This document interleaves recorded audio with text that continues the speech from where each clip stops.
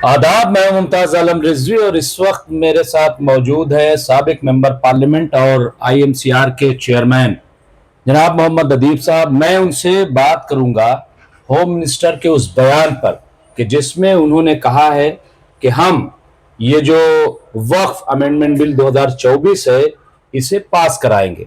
हालांकि मोहम्मद अदीब साहब का कहना है कि ऐसा बयान उस वक्त नहीं दिया जा सकता कि जब JPC बाकायदा कार्रवाई में हो, जेर समात वहां पे मामला हो।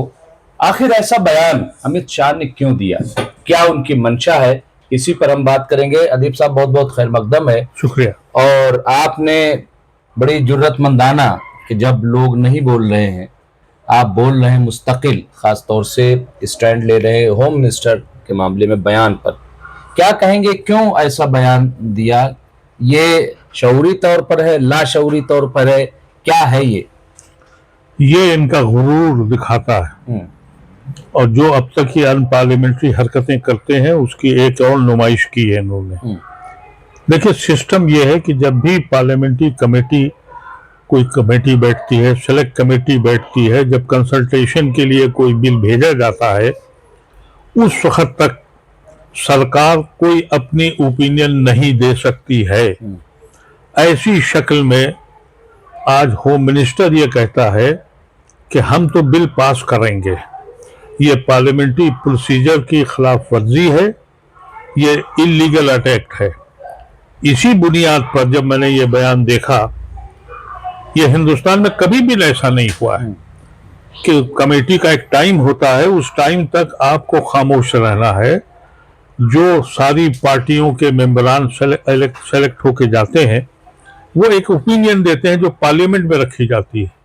होम मिनिस्टर को पार्लियामेंट में ये बोलना था कि हम इस कमेटी की रिकमेंडेशन को नहीं मानते हैं। आज बोलने का मतलब ये है कि आप इन्फ्लुएंस करने जा रहे हैं उन मेंबरान को जो अपनी जाती ओपिनियन रखना चाहते हैं। ये गैर मामूली तौर पर नाजायज और इलीगल एक्ट हुआ है। इसीलिए मैंने चेयरमैन जो JPC के हैं जगदेव जी को खत लिखा है कि ये जो आपका होम मिनिस्टर आपको खत लिख रहा है, आप इसके ऊपर क्या बयान देना चाहते हैं, और इसकी कापियां हर मेंबर जो JPC का है उसको भेजी हैं और उनसे ये दरखास्त की है कि आप अपने चेयरमैन से पूछिए कि उसका मंत्री इस तरह का बयान कैसे देता है। और कल मैं एक खत स्पीकर को भेजना चाहता हूं, क्योंकि ये कमेटी स्पीकर ने बनाई थी। ये वायलेशन है या नहीं है, स्पीकर को जवाब देना चाहिए और उनसे पूछना चाहिए होम मिनिस्टर से, तुम किस हद तक अपनी अनानियत दिखाओगे, किस हद तक अपने गुरूर में अपने फैसले बदलोगे। इसका मतलब यह है कि JPC एक दिखावा है। JPC का मतलब यह है कि बहलाने के लिए झुंझुना हाथ में दे दिया है। नियत साफ है हुकूमत की, क्योंकि ये कोई मामूली आदमी ने बयान नहीं दिया है। इस मुल्क को सिर्फ दो लोग चलाते हैं, बिल्कुल, एक होम मिनिस्टर और एक प्राइम मिनिस्टर। बिल्कुल। और होम मिनिस्टर ये बोल रहा है कि हम तो बिल पास करके देखेंगे, तो ये कमेटी क्यों बनाई गई? ये एक सवाल है। मैं चाहता हूं कि आपके इस चैनल के जरिए हर हिंदुस्तानी जो इस जमहूरियत पे यकीन करता है, जो पार्लियामेंट्री प्रैक्टिसेस को समझता है, जो यहाँ के कवानीन, यहाँ के अकायद, जो यहाँ की इतने दिनों की ट्रेडिशंस हैं, उसको रोज तुम तोड़ते हो। सवाल करना चाहिए इस आदमी से, ये माफी मांगे, इसको माफी मांगना चाहिए होम मिनिस्टर को। और जो हमारा स्पीकर साहब हैं उनको एक्शन लेना चाहिए। अगर नहीं लेते हैं तो वो अपनी अथॉरिटी के खिलाफ वो वहां बैठे हुए हैं स्पीकर।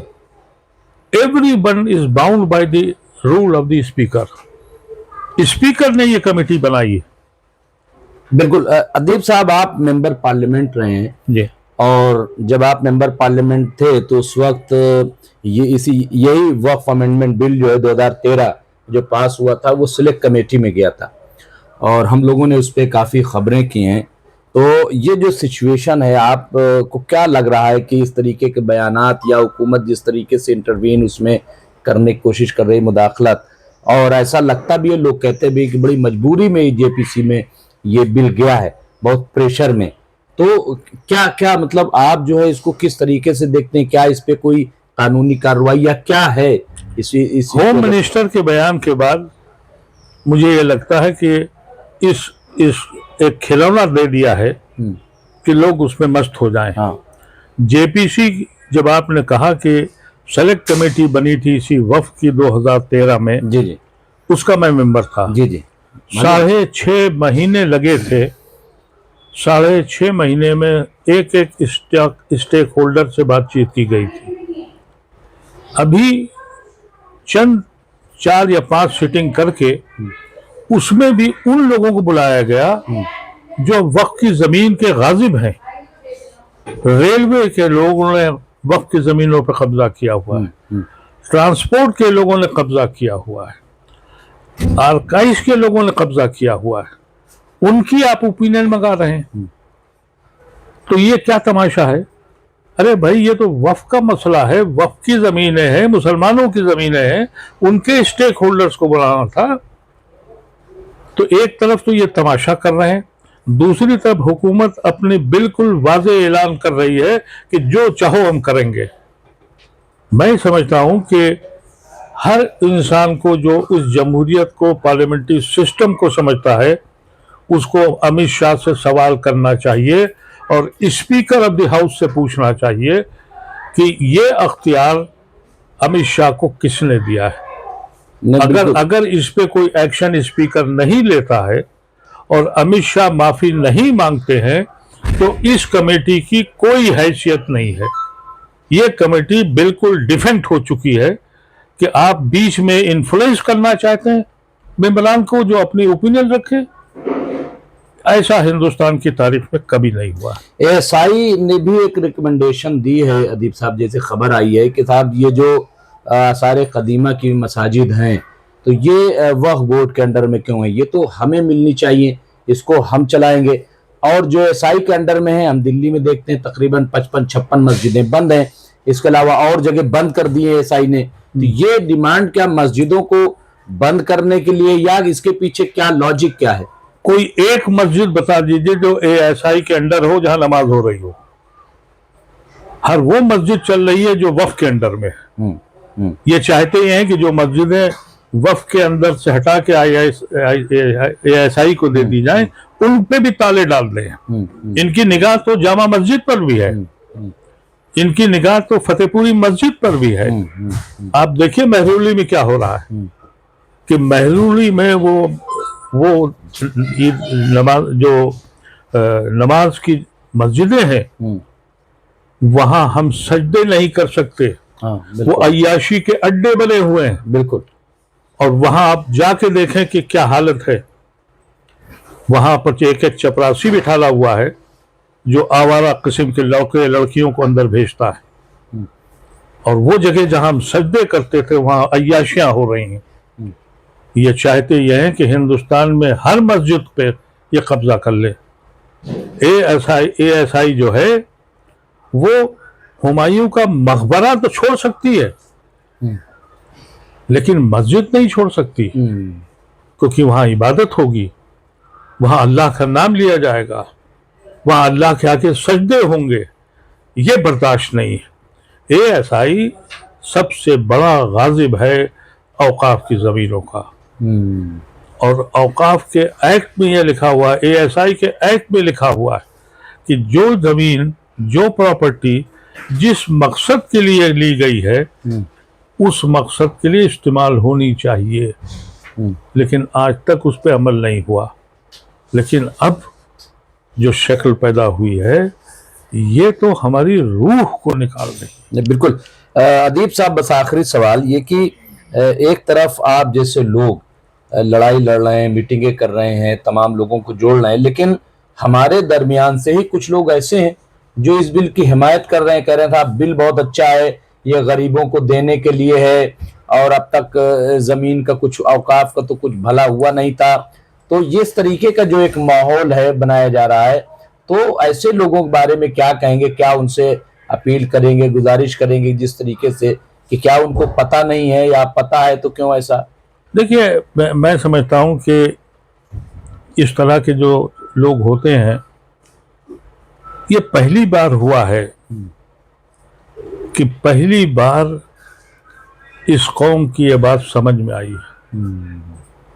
99.99% مسلمان اس وقت نہ بیدار ہے، نہ مسلک میں ہے، نہ برادری میں ہے۔ یہ چند ایسے لوگ ہیں جو میرے خیال سے جن کے گھر والے بھی ان کے ساتھ نہیں ہیں، لیکن یہ ضرور ہے کہ ہماری بے حسی نے ہمیں یہاں لا کے کھڑا کیا۔ یہاں دستور کیا رہا ہے، کبھی کسی کا گھر گرا، کبھی کہیں بلڈوزر چلا، کہیں کوئی لنچ ہوا، کہیں کوئی آیا SI کا ایجنٹ کہلایا، ہم اس لیے چپ رہے کہ ہمارے گھر پہ دستک نہیں ہوئی۔ لیکن یہ پہلا موقع ہے، کیونکہ اب ہر شخص کو یہ سمجھ میں آ گیا ہے کہ اس کے بعد اس ملک میں ہمارا کیا وجود ہوگا، ہم رہ سکیں گے یا نہیں۔ ابھی تک اگر یہ زندہ قوم ہوتی تو ممتاز صاحب ایسی لنچنگ نہیں ہوتی، ایسے بلڈوزر نہیں چلتے، کہ جو اس طرح سے اس نے ثابت کر دیا تھا کہ یہ مردہ قوم ہے۔ لیکن یہ بلیسنگ ان ڈسگائز ہوا ہے کہ انہوں نے ایسی ہی احمقانہ حرکت کری ہے جس میں گاؤں سے لے کر شہر تک ہر مسلمان اپنی مسجد کی فکر میں لگ گیا ہے، اپنے قبرستان کی فکر میں لگ گیا ہے، اپنی خانقاہوں کی فکر میں لگ گیا ہے، اپنے قبرستانوں کی فکر میں لگ گیا ہے۔ یہ بہت بڑا معاملہ ہے۔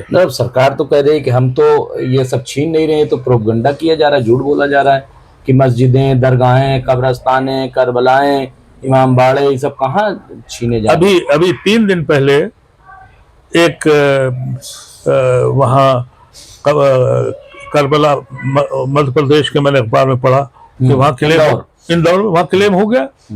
ارے جھوٹے اول نمبر کے جھوٹے لوگ ہیں۔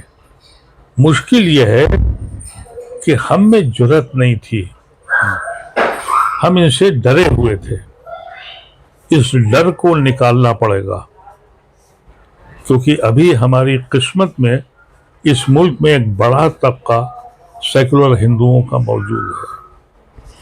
اگر ہم اس وقت نہیں جاگے تو جو سو کال سیکولر ہمارے ساتھ کھڑا ہے نہ جانے کتنے ہمیں چھوڑ کے چلے گئے، اور ہم اب بھی اگر خاموش رہے تو کوئی بھی ہمارے ساتھ نہیں رہے گا، اس لیے کہ کسی مردہ قوم کے ساتھ کوئی نہیں رہنا چاہتا۔ یہ جاگنے کا وقت ہے، یہاں کھڑے ہونے کا وقت ہے۔ تو ایسی شکل میں میں یہ سمجھتا ہوں کہ حکومت نے غلط فیصلہ کر دیا ہے، اور اگر مسلمان اب بھی نہیں جاگا اور اب بھی نہیں کھڑا ہوا تو اس کو اس ملک میں رہنے کا اب کوئی حق نہیں ہے، نہ وہ رہ پائے گا۔ بہت بہت شکریہ ادیب صاحب۔ تو یہ تھے محمد ادیب صاحب، جو کہ سابق ممبر پارلیمنٹ اور IMCR کے چیئرمین ہیں۔ انہوں نے صاف صاف کہا ہے کہ دیکھیں یہ بیدار ہونے کا وقت ہے، مردہ قوموں کے ساتھ کوئی نہیں کھڑا ہوتا۔ ان کا کہنا تقریباً ایسا ہی ہے کہ جیسے کسان کھڑے ہوئے اپنے حق کے لیے اور سرکار کو گھٹنے ٹیکنے پڑے، اور وہ جو 3 کرشی قانون تھا وہ واپس ہوا، تو اگر یہ قوم کھڑی ہو گئی، بیدار ہو گئی، تو یقیناً سرکار کو لوگوں کے آگے، قوم کے آگے گھٹنے ٹیکنے پڑیں گے، اور اسے یہ جو بل آیا ہے واپس لینا پڑے گا۔ بہرحال جو بھی ہوگا ہم اپڈیٹ کرتے رہیں گے۔ دیکھتے رہیے MMC نیوز انڈیا۔ شکریہ۔